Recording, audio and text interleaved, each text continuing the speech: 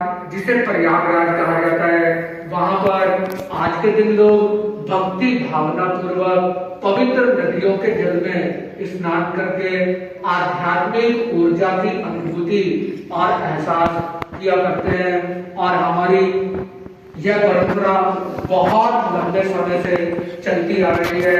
बंधुओं, मकर संक्रांति के दिन जो दान किया जाता है उसका फल अन्य दिनों की अपेक्षा कहीं ज्यादा और कहीं अधिक माना जाता है।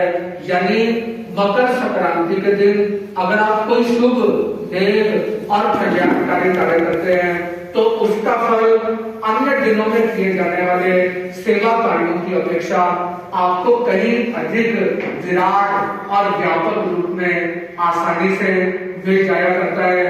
आज के दिन खास तौर पर सूर्य की पूजा अर्चना और उपासना का विधान बनाया गया है।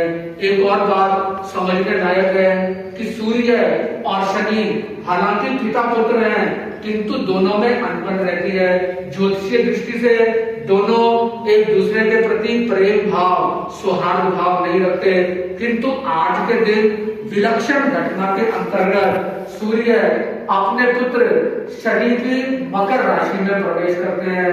यानी यह पिता और पुत्र के अनोखे मिलन से संबंधित आंग्ल वर्ष अंग्रेजी वर्ष के प्रारंभ में आने वाली संक्रांति है, जिस दिन सूर्य धनु से मकर राशि में प्रवेश करता है।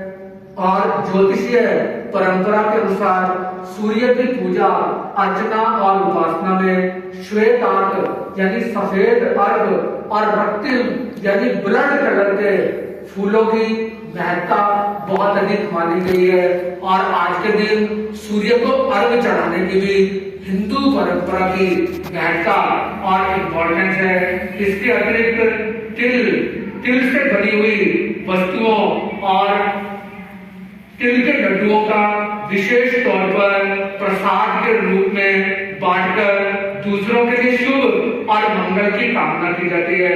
हमारी भारतीय संस्कृति ऐसा मानती है कि जो भी काम नेक नियति से अच्छी भावना से श्रद्धा समर्पण और निष्ठा के साथ किया जाता है उसका फल अधिक रूप में व्यक्ति को प्राप्त होता है। श्रीमद् भगवद गीता के 17वें अध्याय में भगवान श्री कृष्ण कहते हैं, दातव्यम इति यत् दानम दीयते अनुत्कारिणे देशे काले च पात्रे च सात्विकम दानम स्मृतम। कौन सा दान सात्विक और श्रेष्ठ दान है?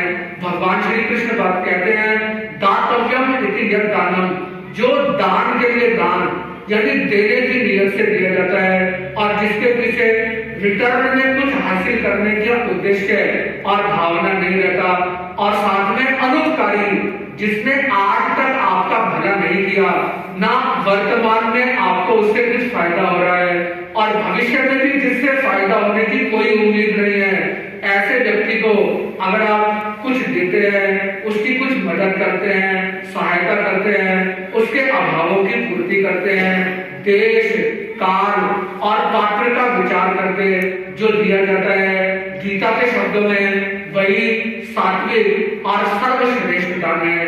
अंग्रेजी विचारक भी कहते हैं, give with faith, if you lack faith give nothing.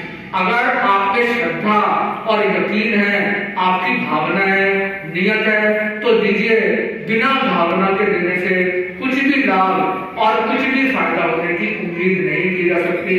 यथाशक्ति है, यथा भावना सुगमता से आप जितना भी दूसरों को दे सकते हैं उसे देने में आपको कोई संकोच कोई हेजिटेशन नहीं करनी चाहिए। पौराणिक मान्यता यानी मिथोलॉजिकल फैक्ट्स के मुताबिक अनेक घटनाएं आज के इस महत्वपूर्ण दिन के साथ जुड़ी हुई हैं। भगवान आशुतोष ने भगवान विष्णु को आज ही के दिन आत्म ज्ञान का दान दिया था। इसके अलावा देवताओं के दिनों की गणना भी आज से ही प्रारंभ और शुरू होती है। सूर्य जब दक्षिणायन होता है तो उस वक्त परंपरा अनुसार देवताओं की रात्रि, और जब सूर्य उत्तरायण में आ जाता है जो आज होने जा रहा है, उत्तरायण के बाद के 6 महीने देवताओं का दिन और डे टाइम माना जाता है। महाभारत की कथा के अनुसार भीष्म पितामह ने भी अपने शरीर का परित्याग आज के शुभ दिन पर सूर्य के उत्तरायण में जाने पर किया था।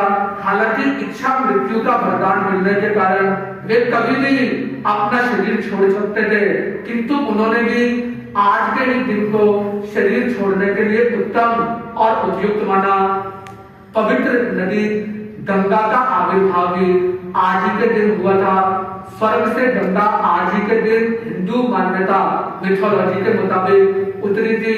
हिंदू परंपरा के अनुसार गंगा भागीरथ के पीछे पीछे कपिल मुनि के आश्रम से चलती हुई सागर में जाकर मिली थी, जिस कारण इस दिन की बहुत अधिक महत्ता, सिग्निफिकेंस और इम्पोर्टेंस स्वीकार की जाती है, मानी जाती है। और इसके अलावा भी अनेक महत्वपूर्ण घटनाक्रम इसके साथ जुड़े हुए हैं। इसके अलावा सूर्य के उत्तरायण होने पर यानी सूर्य के उत्तरी गोलार्ध में प्रवेश एंटर कर लेने के उपरांत ऋतु में परिवर्तन, चेंज ऑफ क्लाइमेट होने लगता है, यानी ग्रीष्म ऋतु, समर सीजन प्रारंभ होने लगता है। सूर्य के प्रकाश में गर्मी और तपन बढ़ने लगती है। इसके परिणाम स्वरूप प्राणियों में चेतना और कार्य शक्ति का विकास होता है, यानी आज के दिन से ऋतु परिवर्तन, चेंज ऑफ वेदर माना जाता है।